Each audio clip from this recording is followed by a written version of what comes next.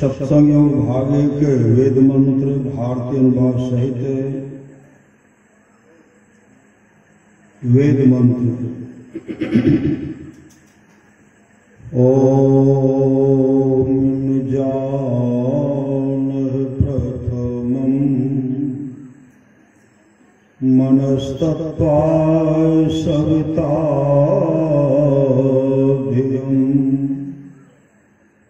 अग्निर्ज्योतिर्निचाय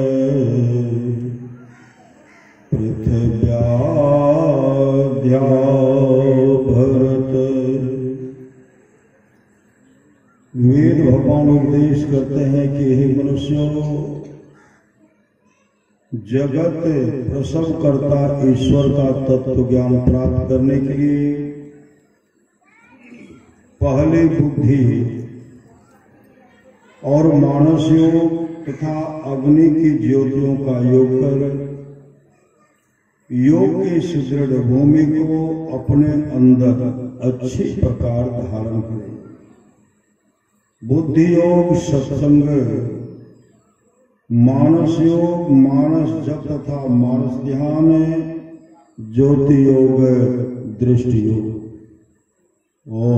ओम युक्तवा सविता देवान्तसूर्यतो धिया दिवम् बृहज्योतिकरीषत सविता प्रसुवातिता। इस मंत्र के द्वारा वेद भगवान उपदेश करते हैं कि योगाभ्यास सीखने वाले मनुष्य सच्चे सदगुरु के द्वारा ही योग का भेद जानकर अभ्यास द्वारा अपने अंतर की महान ज्योतियां और दिव्य गुणयुक्त अनाहत दोनों प्राप्त करें। और वह सदगुरु जिनसे योग का भेद जानना है, उनको प्राप्त करने के निमित्त ईश्वर से इस प्रकार की स्तुति करें। हे जगत प्रसव करता ईश्वर, आप ऐसे विद्वानों को उत्पन्न करें कि जिनसे ब्रह्म ज्ञान का उपदेश पाकर आप सुख स्वरूप परमात्मा में योग करने के लिए अपने अंतर की ज्योतियों और दिव्य गुणयुक्त अनाहत नाद दोनों को हम प्राप्त करें। कनोपनिषद खंड के सामवेद का यन मनसा न मनुते एनाहोर मनोमतम् तदेव ब्रह्म त्वं विद्येनेदम् यदेदमुपाश्रिते। जो मन से मनन नहीं किया जाता, बल्कि जिसे मनन किया हुआ कहा जाता है, उसी को तू ब्रह्म जान। जिस इस देश काला विचिन्न वस्तु को लोग उपासना करता है, वह ब्रह्म नहीं है। खंड 2 चेद वेदे दथे शतमस्ति नो चेदिहा वेदिना महति नष्टि भूतेषु भूतेषु विचित धीराः प्रत्यास्मालोकाद मृता भवन्ति। यदि इस जन्म में ब्रह्म को जान लिया तब तो ठीक है, और यदि उसे इस जन्म में न जाना तब तो बड़े भारी हानि है। बुद्धिमान लोग उसे समर्थ प्राण उपलब्ध करके इस लोक से जाकर मरकर अमर हो जाते हैं। सत्संग भाग 2 संत कवि शास्त्रवाणी सत्संग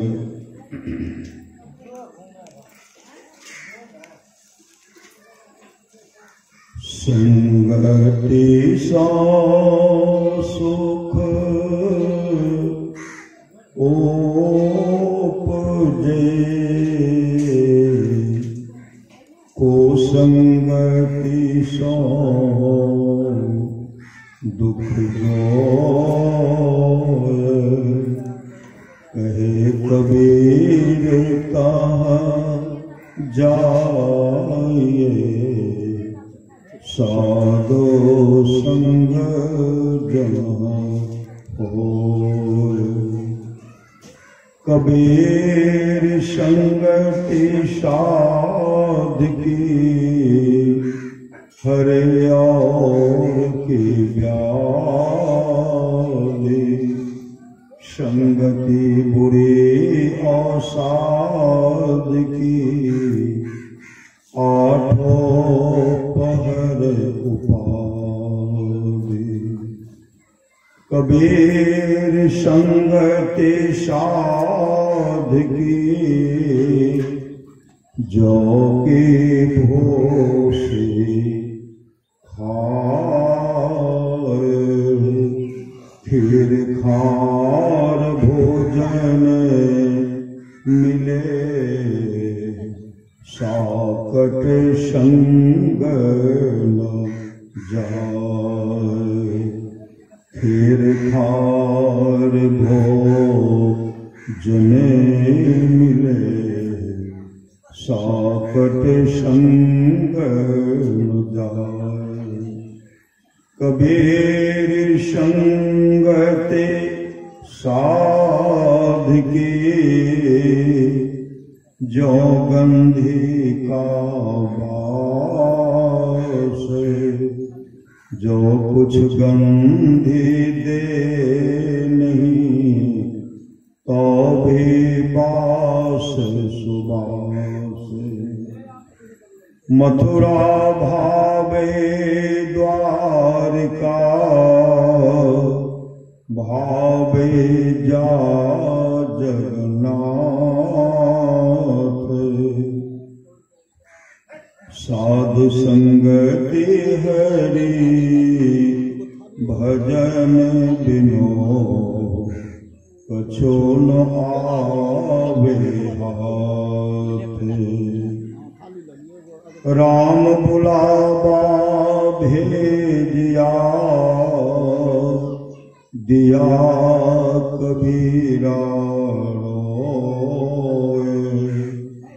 जो सुख साधो संग में सो बैकुंठ होए जो सुख साधो संग में सो बैकुंठ न होए जो सुख साधो संग में सो बैकुंठ न होए सत्संग भागो संत पटु साधवाने नहीं मुख राम गाओगे आगे दुख बरा पाओगे नहीं मुख राम गाओगे आगे दुख बरा पाओगे राम बिन कौन तारेगा पकड़ जमदूत मारेगा राम बिन कौन तारेगा पकड़ जमदूत मारेगा पकड़ जमदूत मारेगा नहीं मुख राम गाओगे आगे दुख बरा पाओगे। कबो सतसंग ना किन्हा भूखे को नाही कुछ दिन हम। कबो सतसंग ना किन्हा भूखे को नाही कुछ दिन हम। माया मोह में झूले कुटुंब परिवार लखी फूले। माया मोह में झोले कुटुंब परिवार लखी फूले। कुटुंब परिवार लखी फूले। नहीं मुख राम गाओगे आगे दुख बरा पाओगे। पूछे धर्मराज जब भाई वचन मुख नाहि कहि आए। पूछे धर्मराज जब भाई वचन मुख नाहि कहि आए। पलटो दास लखी रोया सुघर तन पाए के खोया। पलटू दास लखी रोया सुघर तन पाए के खोया। सुघर तन पाए के खोया। नहीं मुख राम गाओगे आगे दुख बरा पाओगे।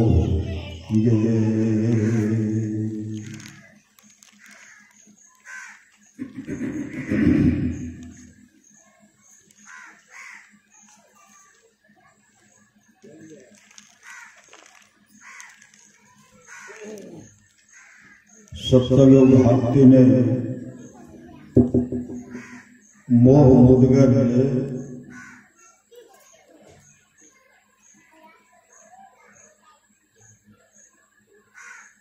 दिनचर्या लेखक योगीवर पंडित श्री भूपेंद्र नाथ सन्याल से उद्धृत मोह मुदगर श्री शंकराचार्य कृत। श्री गुरुदेव चरण पंकज का होकर अवचल भक्त। इस संसार संसार से हो जा तो अविलंब विरक्त।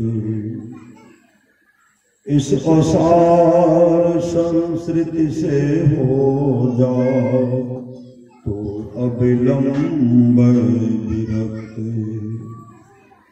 इंद्रिययुक्त मन का नियमन करने से इसी प्रकार देख सकेगा निज हृदय स्थित ईश्वर को अनिवार्य। प्राणायाम और निज इंद्रिय का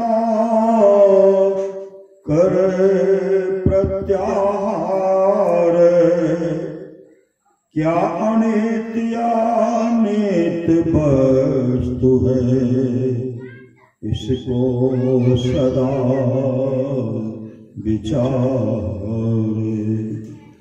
जाप समेत सदा करता रहे, सुदृढ़ समाधि विधान, सावधान हो कर प्रतिदिन उसे महत्व का ध्यान।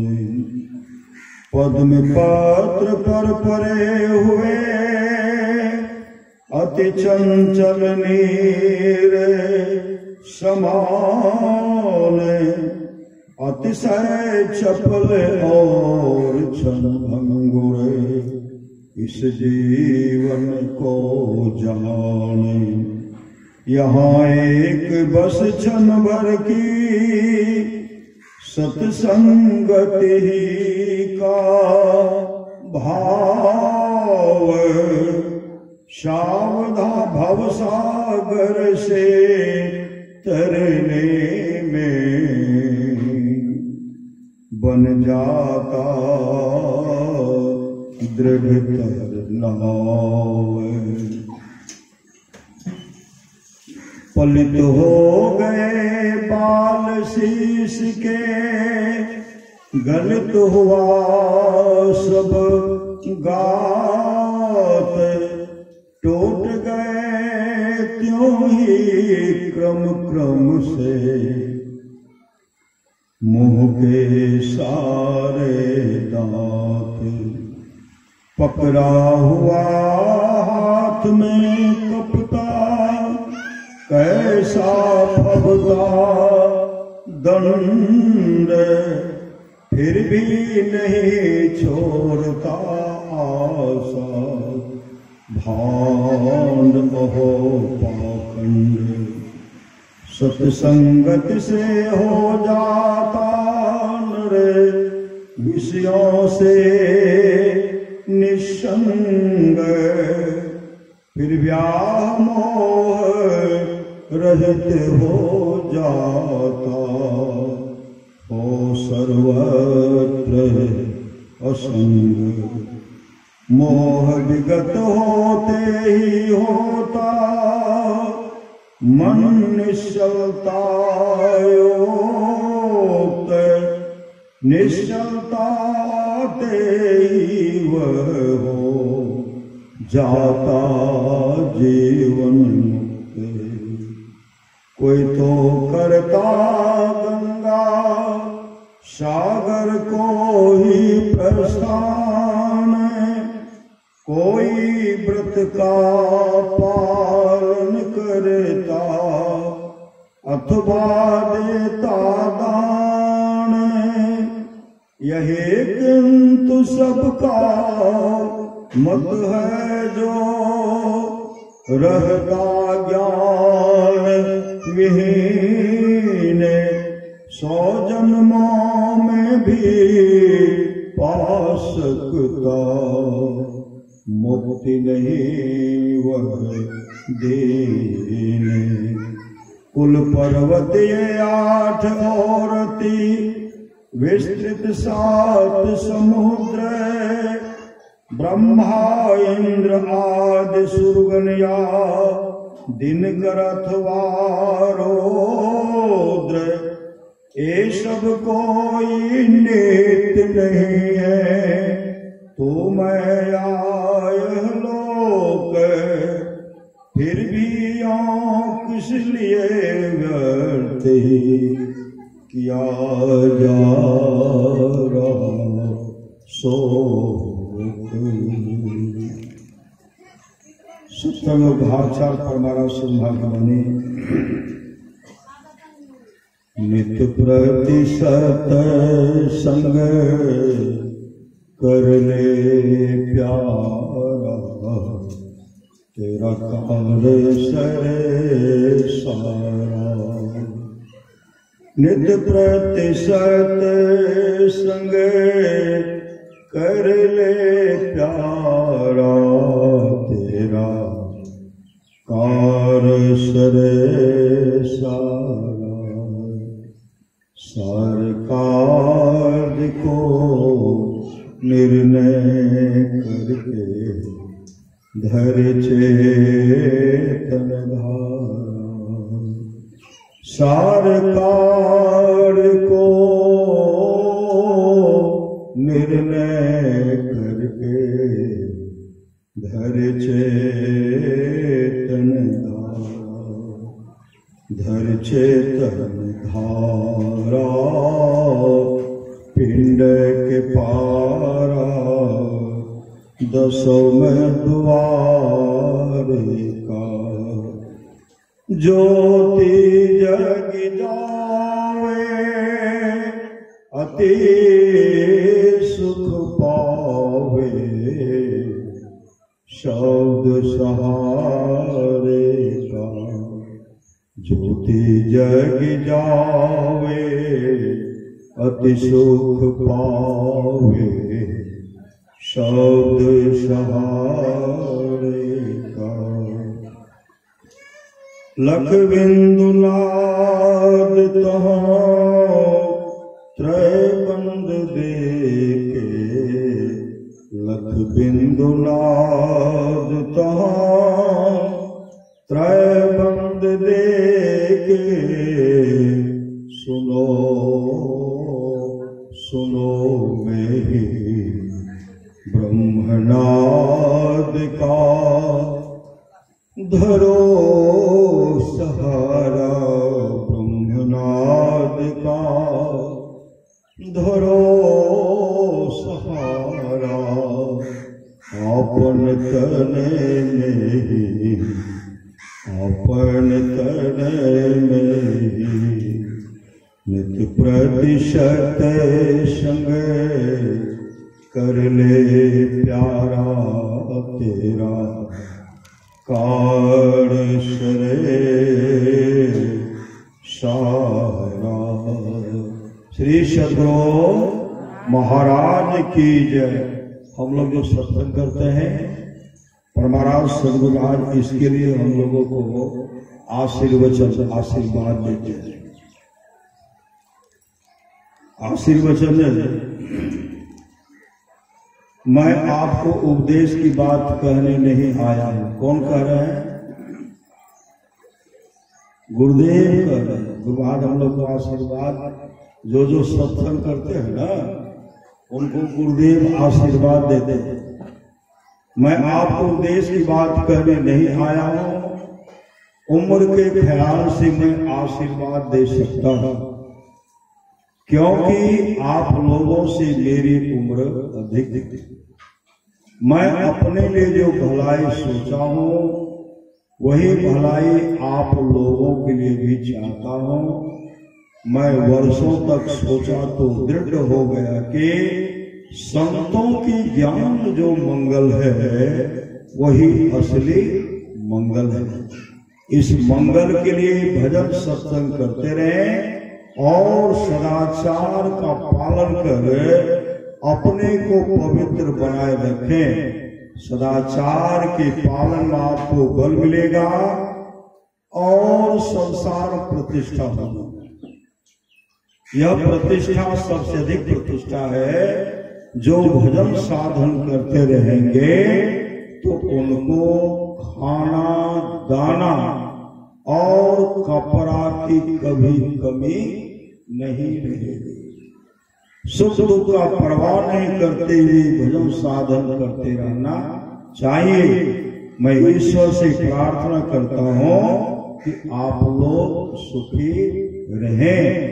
परम पूज्य महर्षि ने परमहंस जी महाराज का यह आशीर्वचन दिनांक 22 मई 1967 ईस्वी को बिहार राज्य अंतर्गत भागलपुर स्थित महर्षि में आश्रम कुप्पा घाट में हुआ था। श्री सद्गुरु महाराज की जय।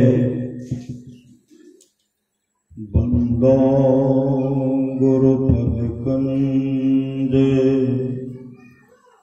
कृपा सिंधु नररूप हरि, महामोह तुम पुंज जा सुबचन रवि करनी करो। धन्य धन्य सतगुरु सुखदास, महिमा कही न जाए। जो कुछ कहो तुमरी कृपा, मोते कछु न बसाए। और व्यक्त रूप में प्रातः स्मरणीय श्री देवोचित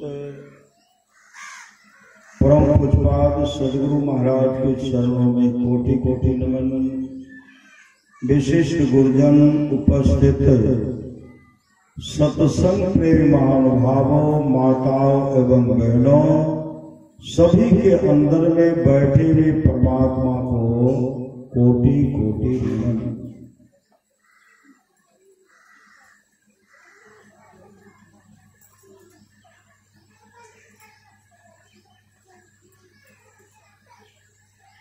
परमाराध्य सदगुरु महाराज की वाणी है,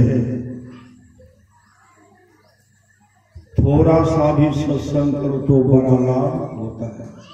थोड़ा सा भी सत्संग करो तो बड़ा लाभ होता है। जितना लाभ की बहुत धन के मिलने, बहुत विद्या के पढ़ने से नहीं होता, उतना लाभ सत्संग से होता है।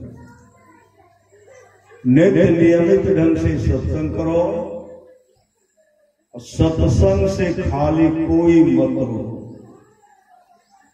अभी अमृत की वर्षा हुई, अध्यात्म ग्रंथ का सार सार ज्ञान कह दिया। जिसको याद रहा उसको अमृत मिला, जिसको याद नहीं रहा उसने अमृत को खो दिया।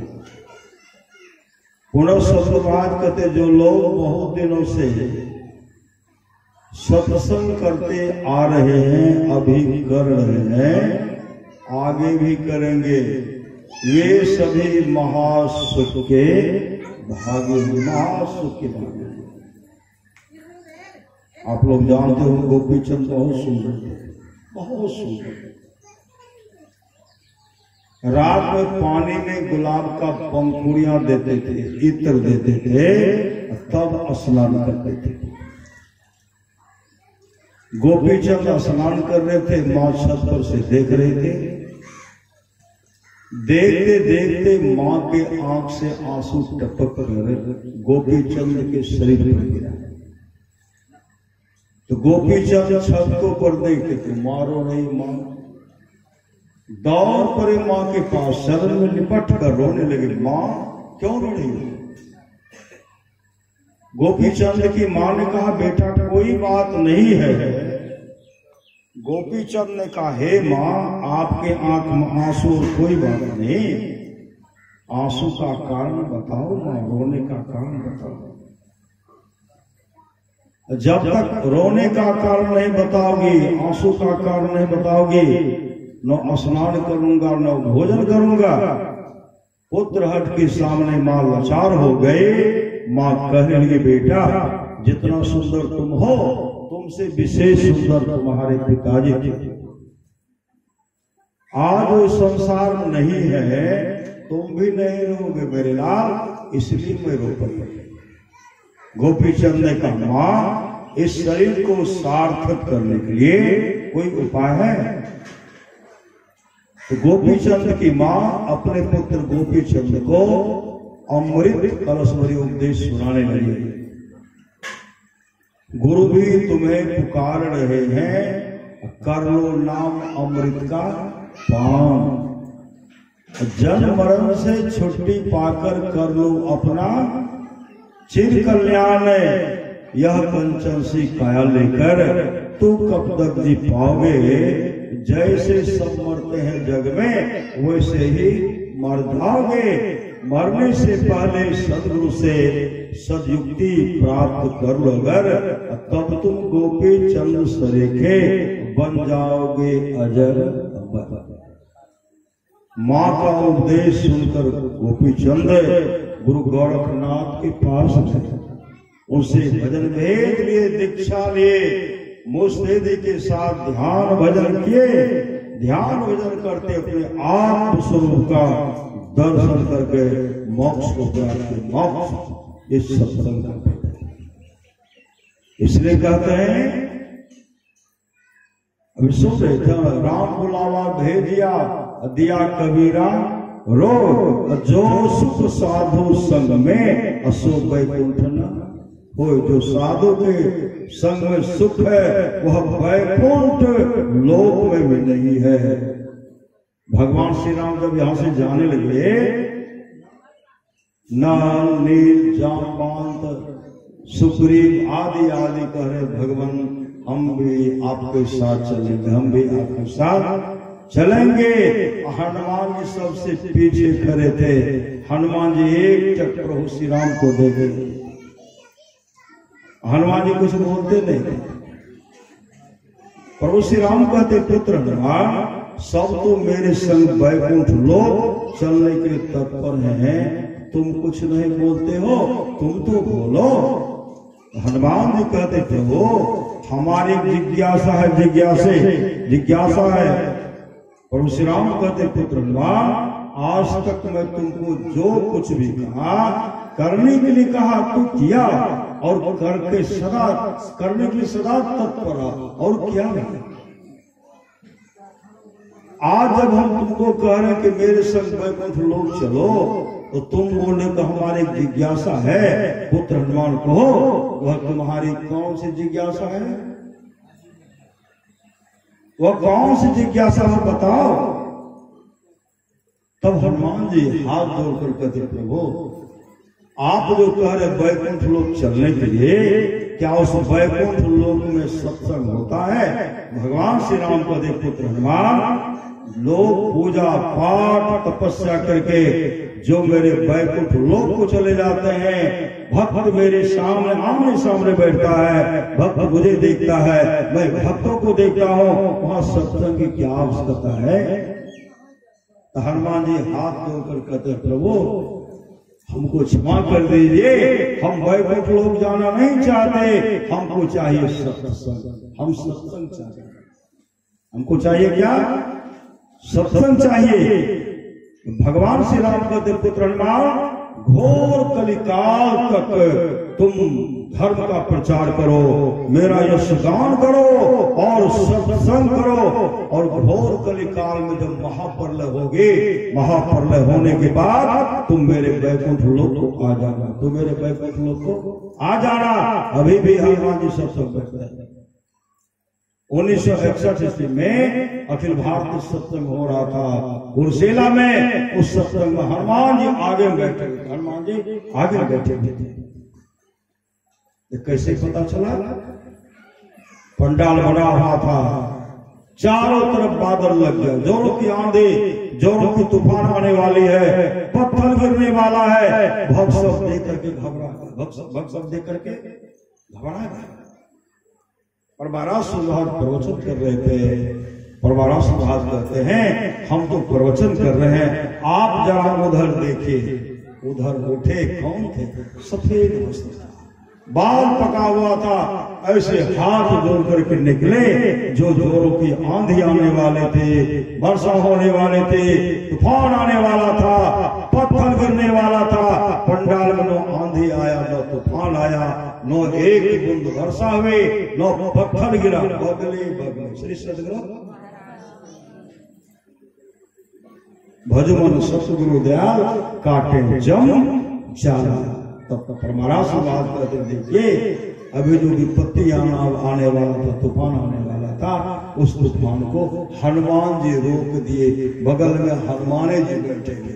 श्री सदगुरु यहाँ भी हनुमान जी है, लेकिन वह दृष्टि हम लोगों को खुली नहीं है। देवी देवता सब सत्संग में आते हैं, वह दृष्टि हम लोगों की खुली हुई नहीं है, इसलिए हम देवता का दर्शन नहीं कर पाते। हम लोग जो भी सत्संग कर रहे हैं, पूजनीय माता जी के श्राद्ध क्रिया के प्राण कल संपिंडन श्री सदगुरु, उस उपरांत हम लोग सत्संग कर रहे हैं। श्रीमद् भागवत महापुराण में आया है, गौकर्ण और धुंधकारी का प्रसंग है। गौकर्ण और धुंधकारी। गौकर्ण बहुत सदाचारी है, गौकर्ण बहुत सदाचारी, बहुत धर्मात्मा। और धुंधकारी जैसा नाम वैसा काम, एक नंबर का दुराचारी थे। इतना दुराचारी था वह वेश्यागामी हो गया था। अपने माँ पहले तो धन, घर का पूरा धन को बर्बाद कर दिया। तब माँ से पैसा मांगते थे, पैसा दो। जब तक माँ के पास में पैसा रहा, माँ पैसा देती थी। और जब उनके पास पैसा नहीं बचा था, पैसा दो, माँ कहां से देती? माँ भोजन बनाते थे और धुंधकारी जाता था, पैसा दो। माँ कहती थी मेरे पास पैसा नहीं है। धुंधकारी जो माँ जो भोजन बनाती थी, चेला जो जल रहा था, लकड़ी जल रहा था, उठा करके अपने माँ के नाके को मारते थे, नाक। अंत माँ कुएं में कूद करके आत्महत्या कर। लेकिन दुराचारी का विचार नहीं। पिताजी से कहते मुझे धन दे दे, तो पिताजी कहते मेरे पास तो कुछ नहीं है। पिताजी को मारने के लिए दौड़े, पिताजी दौड़ लगा रहे हैं, रास्ते में गौकर्ण मिल गया। गौकर्ण कहते पिताजी अरे इस पापी के हाथ से मरने से अच्छा का आप जंगल में जाकर के तपस्या कीजिए और संत सदगुरु का शरण ग्रहण करके मोक्ष प्राप्त कर लीजिए, मोक्ष। उसी समय उनके पिताजी चले गए घनघोर जंगल। घनघोर जंगल जाकर के मुस्तैदी के साथ ध्यान भजन किए, उनके पिताजी मोक्ष को प्राप्त किया।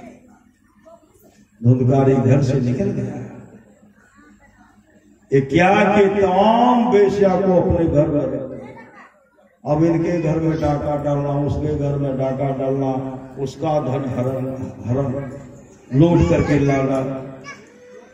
और संजोग से एक दिन क्या कि राजा के घर में डाका डाला, पूरा धन सुतरा, पूरा धन, जो भी सोना चांदी हीरा जवाहरात रुपया था, सब गट्ठर बांध करके ला के रख दिए।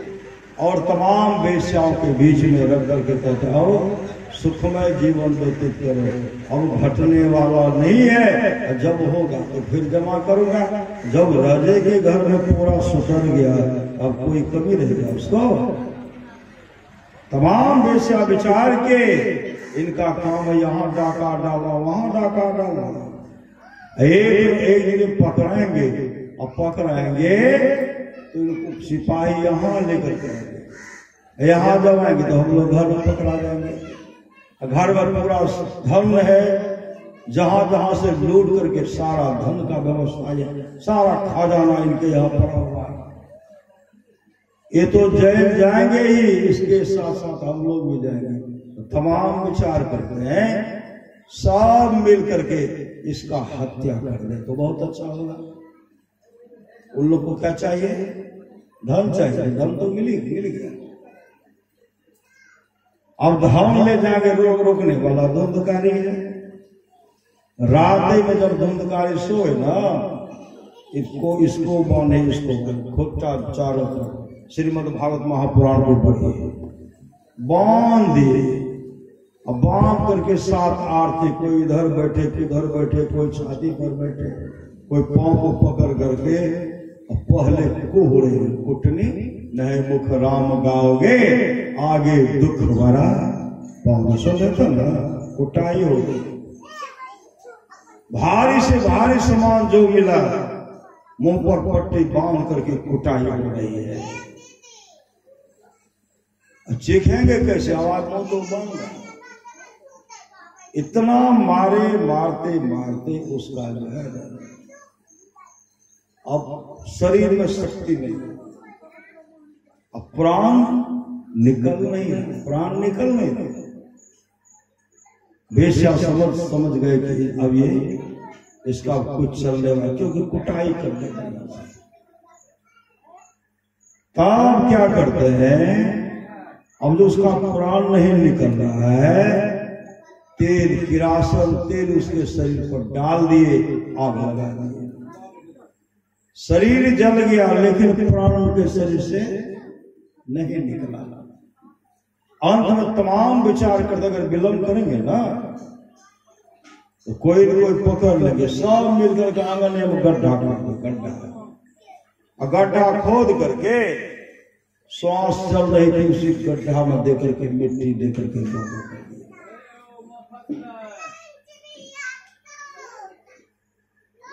शरीर छूटा, बन गए प्रेत। क्या बने? प्रेत बन गए। अब प्रेत जब बने तो कभी इस पर सवार, कभी उस पर। भूत किसी को लगता है तो देखे हम लोग, भूत लागे छे देखे छियै, भूत आवे छे तो की मांगे छे, रात में सब रहे कच्चा दादे पक्का दादे क्या दही और मांगते हैं, पानी मांगते। सही सदगुरु, बहुत बड़ा धार है वहां, पानी नहीं, यही आएंगे। प्रेत योनि को जो प्राप्त कर लेता है, गरुड़ पुराण को पढ़िए, जो प्रेत योनि को प्राप्त होता है ना, उनका मुंह जो है बहुत सुई के जैसा, नुकीला सुई, उसमें जो नुकीला छिद्र रहता है, एक बूंद पानी पीने में उसको 1 वर्ष लगता है। अब कौन जाएंगे? बैल जाएंगे कि गाय जाएंगे? मनुष्य जाएंगे। श्री सदगुरु, जो मनुष्य शरीर प्राप्त करके मनुष्य बन करके नहीं रहेंगे, न अपने जीवन के बार को सदगुरु के हवाले करेंगे, न सत्संग करेंगे, न ध्यान नित्य करेंगे, ऐसे लोगों का जब शरीर छूटेगा, और जो चुरा चुरा करके घर में भोजन करेंगे, दादा छो करला नए डरा तो नहीं छो, दादी दादियों पप्पा छो कर। बहुत आदमी तो बाइट फूट को खाता, बाइट फूट खाते करते जाए राजा घर ककरो पतियों से डर है, अपने अकेले दे रहे हैं। ऐसे लोगों का जब शरीर छूटेगा ना, वो प्रेत बनेंगे, सोची मुख वाला प्रेत, जो चुरा चुरा करके घर में खाता, चुरा चुरा करके मत खाए, बैठ पीट खाए राजा घर। राजा मतलब परमात्मा के घर जाना चाहते हैं, आपस में मेल से रहिए, जहां सुमति तहां संपत्ति नाना, कभी दुख का मुख नहीं देखना पड़ता। आएंगे तो क्या मांगेंगे? पैन दे दिया, शांति है उनको। पानी मांगेंगे, पानी 1 लोटा दीजिए कि 1 बाल्टी गट्टा के बार में कहेंगे जाए हम। श्री सदगुरु कहेंगे बैठने जा, लोर बन नहीं हो जाए। श्री सदगुरु अभी जो कहते मन ने अभी कहते, अभी क्या कहते, हमारा सत्संग में मन नहीं लगे, हम सत्संग उत्संग नहीं करी थी। जो काम करने के लिए उसके लिए आपको फुर्सत नहीं है, जो काम करने के लिए आए हैं प्रभु मौका दीजिए, आपका भजन करूंगा और आपके धाम में जाऊंगा। जो काम करने के लिए आए, वो काम के लिए फुर्सत नहीं। जहां रहना नहीं वहां हम लोग सारी व्यवस्था करते हैं, जहां जाना निश्चित है उस घर का पता नहीं है, उस घर का पता संत सदगुरु बताते हैं और कहते हैं नित्य प्रति सत्संग कर ले प्यारा तेरा कार सरे सारा। सार काज को निर्णय करके घर चेतन धारा पिंड के पारा, दसम द्वारे का ज्योति जग जावे, अति सुख पावे शब्द सहारे का, लख बिंदु नाथ त्रय बंदे के सुनो सुनो में, ब्रह्मनाथ का घरो सहारा आपन तने में ही।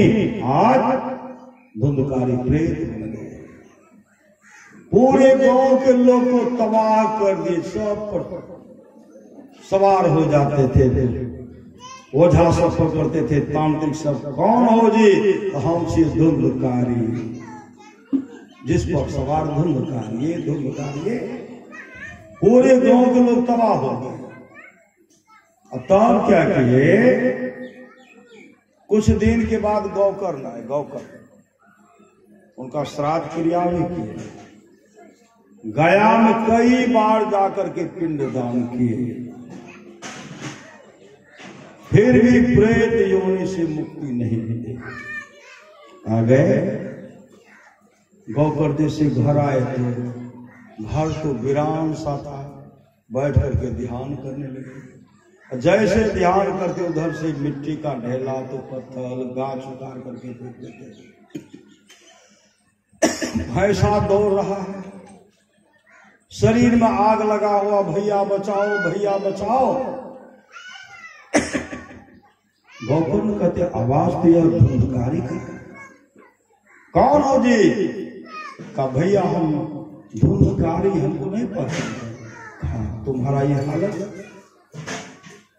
तुम्हारा शरीर छोटा, मैं क्या तो क्या नहीं किया, और तुम प्रेजोनी में। कहा भैया उससे मेरा काम नहीं चलेगा, उससे मुझे मुक्ति नहीं मिलेगी। भैया मुझे भागवत कथा, मुझे सत्संग सुना दीजिए। मुझे क्या सुना दीजिए? मुझे सत्संग सुना दीजिए, तब हमको शांति मिलेगी। कहा ठीक है, कल व्यवस्था कर। सुबह जब हुआ पूरे गांव के लोग को बैठाए, का मेरा धुंधकारी जो है प्रेत बन गया है, सबको तबाह करता है। वो कहता भागवत कथा कराने के लिए सत्संग कराने का, तब कहते इस पर भी सवार होता, उस पर भी सवार होता। सदगुरु तो कहा ठीक है, भागवत कथा 7 दिन तक होगा। 7 दिन तक भागवत कथा का आयोजन के लिए सब लग गए। प्रथम दिन जैसे भागवत कथा प्रारंभ होने वाला था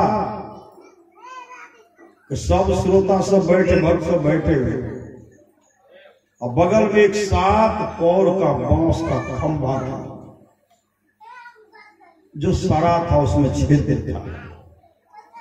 जैसे धुंधकारी आया, प्रेत कहीं बैठता नहीं, प्रेत बैठता मन छटपट नहीं करते, छटपट कहते मन नहीं पकड़ा जाए, बहादुर जवान है, करत रहे खुरखुंद बड़ा शैतान है, मन का कहन मानिए, मन है पक्का चोर।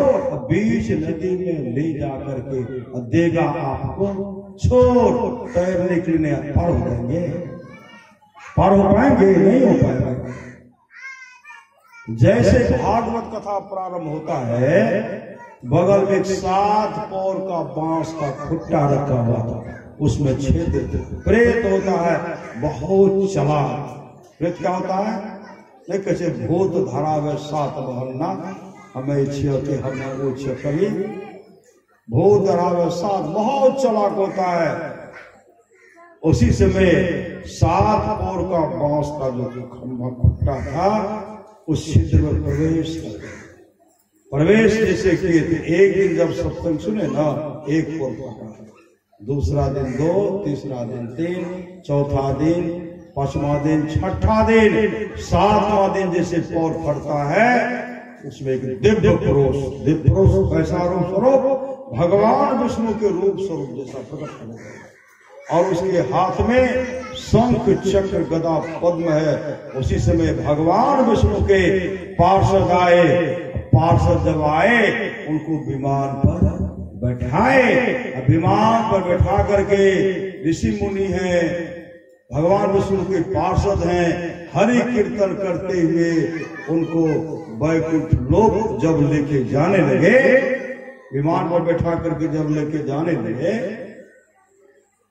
तो सब कहते हैं भागवत कथा तो हम भी सुन रहे थे, हम तमाम सुन रहे थे, हम लोगों के लिए विमान नहीं आया, और सिर्फ धुंधकारी के लिए क्यों आया? तो भगवान विष्णु के पार्षद कहते हैं जिस श्रद्धा प्रेम से धुंधकारी ने भागवत कथा को श्रवण किया, उस श्रद्धा प्रेम से आप लोग भागवत कथा को नहीं सुने। अगर आप लोग सुनते, आप लोगों के लिए भी आता, लेकिन आप लोग उस श्रद्धा प्रेम से नहीं सुने, आप लोगों के लिए नहीं आया। श्रद्धा प्रेम से धुंधकारी सुना, तो धुंधकारी आज वैकुंठ धाम को जा रहा है। महाराज की धुंधकारी तो वैकुंठ धाम चले गए। अब गांव में जो भी था, मेरे लिए नहीं आया, मेरे लिए नहीं आया। तब तमाम मिल करके फिर भागवत कथा का आयोजन करके भागवत कथा करवाया, और सब श्रद्धा से सुनने लगे। जैसे भागवत कथा समापन की किताब को पढ़िए, श्रीमद् महापुराण को पढ़िए, जिस दिन भागवत कथा समाप्त होने वाला था, समाप्त हुआ, उसी दिन एक बहुत बड़ा विमान वैकुंठ लोक से आया और सबको उस विमान पर बैठा है। श्री सदगुरु सबको बैठा है। धुंधकारी गाँव कर नहीं, गांव के लोग ही नहीं, गांव के एक भी छुपाया। न गाय बचे, न बैल बचे, न पक्षी बचे, न सर्प बचे, न चूहा बचे, न कुत्ता बचे, न बिल्ली बचे। उस गांव के एक भी जीव जंतु नहीं बचे। सब विमान पर बैठ करके वैकुंठ धाम को चले गए। इस सत्य का इसलिए करिए नित सत्संग को बाधा सकल मिटाए, यह अवसर फिर ना मिले दुख का सत्संग नित्य। आप लोग जानते हैं राजा परीक्षित की बात। राजा परीक्षित जब ऊपर कलयुग सवार हो गए, जो नहीं कराने का वो करा दिए। समीप मुनि ध्यान में बैठे हुए थे। जब कलयुग जरासंध का जो दिया हुआ मुकुट था, वह मुकुट राजा परीक्षित पहने हुए थे, उसी मुकुट में प्रवेश कर गए। और जो नहीं कराने का सो करा दिए। क्या करा दिए? राजा परीक्षित समीप मुनि के आश्रम जाते हैं और जोर की प्यास लगी, पानी पानी पानी के लिए व्याकुल हो गए। दौड़ करके जाते हैं, सुराही में पानी सूखा हुआ था, कमंडल में पानी नहीं है, पोखर में पानी सूख गया था, एक बूंद भी पानी कहीं नहीं मिला। कलयुग अपने प्रभाव से सब कुछ सुखा दिया। ये जाकर के समीप मुनि उठाते हैं, पानी ऋषिवर पानी। कलयुग का बहुत बड़ा धर्मात्मा था राजा परीक्षित। कलयुग ऐसा कुछ चक्कर चलाए कि समीप मुनि को हिला डुला रहे। समीप मुनि तो समाधि में लगे हुए थे। उसी समय एक मरा हुआ सर्प था, उनके गले में लपेट दिए। लपेट करके जब आए, घर आए, ऋषि पुत्र जो खेल रहा था, राजा परीक्षित तो घर आए। ऋषि पुत्र सब जो खेल रहे थे, वह देखे दौड़ करके चले गए श्रृंगी ऋषि के पास। छोटा सा बालक था श्रृंगी। श्रृंगी ऋषि से कहते, श्रृंगी अरे तू यहाँ क्या कर रहा? अपने पिताजी को जाकर देखो ना, पिताजी के गले में किसी ने मरा हुआ सर्प को लपेट दिया। श्रृंगी ऋषि इसी समय कौशिकी नदी के किनारे बालू पर खेल रहे थे। बालू हाथ में लिए और फिर दौड़ करके नदी में घुसे और एक चुल्लू पानी लेते हैं और पानी लेकर के कहते हैं, जिसने मेरे पिताजी के साथ ऐसा दुर्व्यवहार किया है, 7वें दिन वही सर्प उनको तक्षक दंश करेगा। तक्षक उनको दंश करेगा, उसकी अधोगति होगी, वो नरकगामी हो जाएगा। श्राप तो पड़ा। जैसे परीक्षित घर आए, मुकुट को खोलते हैं तो सोना का मुकुट था, क्योंकि राजा परीक्षित ने कहा था, तुम्हारा निवास जुआ में, तुम्हारा निवास शराब में, तुम्हारा निवास वेश्यालय में। कलयुग ने कहा था सब तो अपवित्र जगह है, लेकिन कोई सुंदर जगह तो दीजिए, अच्छा जगह दीजिए। कहा जाओ तुम्हारा निवास धन में है, मतलब सोना में भी है। श्री सदगुरु महाराज कलयुग क्या करती, इधर उधर कहाँ जाते सोना खोजने के लिए। जरासंध का दिया हुआ सोना का मुकुट था, उसी में प्रवेश करके दुर्गति करा दिया। जैसे वहां गए, मुकुट को खोलते हैं, कलयुग ठहाका मार रहे हैं, कलयुग हंस रहे हैं। राजा परीक्षित कहते हैं, मैंने क्या काटा? मैंने ऋषि के गले में मराना सर्प लपेट दिया, मैंने अच्छा नहीं किया। यहाँ पर सरकार कर रहे हैं, कलयुग हंस रहे।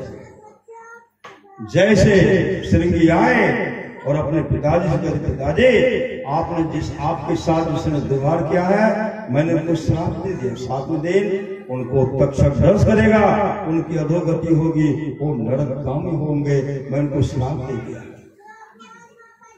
समीप मुनि कहते हैं, श्रृंगी तो अच्छा नहीं किया, अरे कलयुग का सबसे बड़ा धर्मात्मा राजा था, तो अच्छा नहीं किया। श्रृंगी ऋषि कहते पिताजी मैं तो साफ दे दिया, साफ हमको लगे नहीं। तब समित मुनि खुद आए, राजा परीक्षित के आए, पास आए, कहते महाराज आपको मेरा पुत्र श्रृंगी ने श्राप दे दिया, आपको तक्षक दंश करेगा 7 दिन, और बचना चाहते हैं तो उपाय करेंगे, उपाय करेंगे।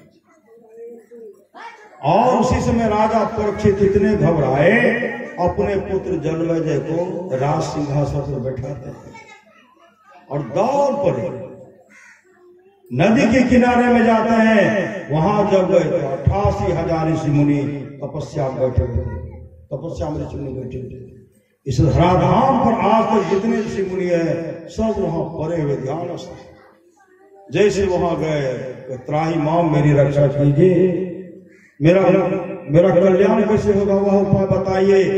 श्रृंगी ऋषि ने मुझे श्राप दे दिया है, 7 दिन तक दंश करेगा, हमारी अधोगति होगी, हम मृत्यु को प्राप्त हो जाएंगे। तमाम देखते कहते देखिए आपका उद्धार तो मैं नहीं, आपका उद्धार हनुमान के द्वारा नहीं होगा, आपका उद्धार वो कर सकते हैं कौन। उसी समय सुखदेव मुनि का पदार्पण हो गया। जैसे सुखदेव मुनि का पदार्पण होता है, जितने भी ऋषि मुनि थे सब उठ करके खड़े हो गए, हाथ जोड़ और कहते हैं सुखदेव मुनि आपका उद्धार करेंगे। उसी समय राजा परीक्षित सुखदेव मुनि के शरण लिपट गए, ऋषिवर मेरा उद्धार कर दीजिए, मेरे सामने मौत ही मौत दिखलाई पड़ रही है, हमारी मौत होगी, तक्षक ध्वंस करेंगे, हमारी अधोगति होगी, हे ऋषिवर मेरा कल्याण कैसे होगा, मेरा उद्धार कीजिए। ऐसे जो गिड़गिड़ा रहे हैं। उसी समय सुखदेव मुनि कहते महाराज अरे आप इतना घबराते क्यों हैं? महाराज 7 दिन तो समय, अब कोई समय थोड़े है, 7 दिन कोई समय है।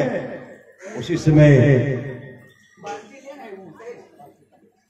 सुखदेव मुनि कहते हैं राजन आप लोग जानते होंगे राजा खड़वान, राजा खड़वान को जानते होंगे, उनका दोस्त था जमराज। एक दिन राजा खड़वान गए जमराज के पास, और जमराज गए तो उनका हंसकर स्वागत किए, उनका हंसकर स्वागत किए, सम्मान किए, और कहते हैं मित्र कहाँ आना हुआ? राजा खड़वान कहते दोस्त हम यहाँ आए हैं कि एक न एक दिन हमारी मृत्यु होगी, आप जाओगे नहीं तो आपका दूत जाए, हम आपसे मिलने के लिए पहले आ गए हैं। जब हमारी मृत्यु का समय निश्चित हो जाए तो कई वर्ष पहले हमको, कई वर्ष पहले खबर कर दीजिएगा ना, तब जाकर के हम आपके, तब हम भगवान का भजन करेंगे, हम अपने जीवन को सफल सार्थक कर लेंगे, हम मोक्ष को प्राप्त कर लेंगे। इतना सुनते ही जमराज मुस्कुराने लगे। जमराज कहते हैं दोस्त आप तो कहते कई वर्ष पहले खबर कर दीजिएगा और तब मोक्ष को प्राप्त करेंगे। आपकी उम्र जो है मात्र 2 घड़ी से 2 घड़ी, 2 घड़ी में जो करना चाहते हैं कर लीजिए। सुखदेव मुनि कहते हैं हे राजा परीक्षित, इतना सुनने के बाद भी राजा खड़वान घबराए नहीं। जमराज के साथ बैठ करके 2 घड़ी सत्संग की, 2 घड़ी, और 2 घड़ी सत्संग जैसे किए, सत्संग कर रहे हैं, सुन रहे हैं, सुनते सुनते समाधि लग गई। और समाधि लगने के बाद राजा खड़वान अपने आत्म स्वरूप का दर्शन करते हैं, और दर्शन करके परमात्मा के धाम में चले जाते हैं। ये सत्संग आप घबराते 7 दिन समय। महाराज तब जल्दी से सत्संग शुरू कीजिए। भागवत कथा जैसे प्रारंभ हो गया, होने वाला है, अब भागवत कथा प्रारंभ होगा। देवलोक में खलबली मच गई, देवलोक में भगवान इंद्र देवलोक में खलबली मच गई। अब जो है मृत्यु लोक में भागवत कथा होगा। अगर सब सुनेंगे तो मेरे गद्दी को पकड़ लेंगे, श्री सदगुरु मेरे गद्दी पर चढ़ाई कर देंगे। अब जो है भागवत कथा प्रारंभ होने वाला है और सुखदेव मुनि भागवत कथा सुनाएंगे राजा परीक्षित को। उसी समय भगवान इंद्र क्या कि अमृत का घड़ा, अमृत कलश लेकर का देवता सब है और अमृत का घड़ा लेकर के श्री सदगुरु अमृत का घड़ा लेकर के सुखदेव मुनि के पास आए। सुखदेव मुनि के पास आए और राजा परीक्षित जी क्या करते हैं, अमृत का घड़ा, अमृत का जो कलश था वहां रख के कहते हैं, भगवान इंद्र रख करके कहते हैं, महाराज भागवत कथा जो है ना, भागवत कथा हम तमाम देवता को सुना दीजिए। इसके बदले में यह अमृत जो है राजा परीक्षित को पिला दीजिए, उसको अमृत पिला करके अमर कर दीजिए, हम लोगों को भागवत कथा सुना दीजिए जैसे कहते हैं। उसी समय सुखदेव मुनि मुंह को फेर लिए। जैसे मुंह फेरते हैं राजा परीक्षित कहते हैं, गुरुदेव हमको अमृत पी करके अमर होना नहीं है, हमको भागवत कथा सुना दीजिए। भगवान इंद्र लज्जित हो गए। भागवत कथा प्रारंभ हो गया। 7 दिन तक भागवत कथा सुने। जैसे भागवत कथा सुने 7वें दिन तक्षक के दंश करने से पहले उनको समाधि लग गए। समाधि लगने के बाद उस शरीर से निकल करके भगवान विष्णु के रूप प्रकट हो गए और वैकुंठ लोक से विमान आया। विमान पर बैठा करके वैकुंठ लोक लेके चले गए और वैकुंठ लोक का अधिकारी हो गए। और तक्षक डांस किया। तक्षक डांस किनको क्या था, ठट्ठर को ऋषि का स्थापना था। ठट्ठर को डांस के जैसे ठट्ठर को डांस करते हैं शरीर जो है धुआं की तरह हो गया, धुआं की तरह हो गया। लेकिन राजा परीक्षित वैकुंठ लोक को प्राप्त किए सत्संग का पक्ष। इसलिए श्री सद्गुरु महाराज की जय। इसलिए सत्संग नित्य और ध्यान नित्य संलग्नता के साथ कीजिए, इहलोक परलोक मंगलमय होगा। इसलिए पुनः समाज जो लोग बहुत दिनों से सत्संग करते आ रहे हैं, अभी कर रहे हैं, आगे भी करेंगे, वे सभी महासुख के आगे होंगे। पुनः अपराह्न कालीन में सत्संग होगा। उस सत्संग आप लोग सादर आमंत्रित हैं। बोलिए प्रेम से श्री सद्गुरु महाराज की जय।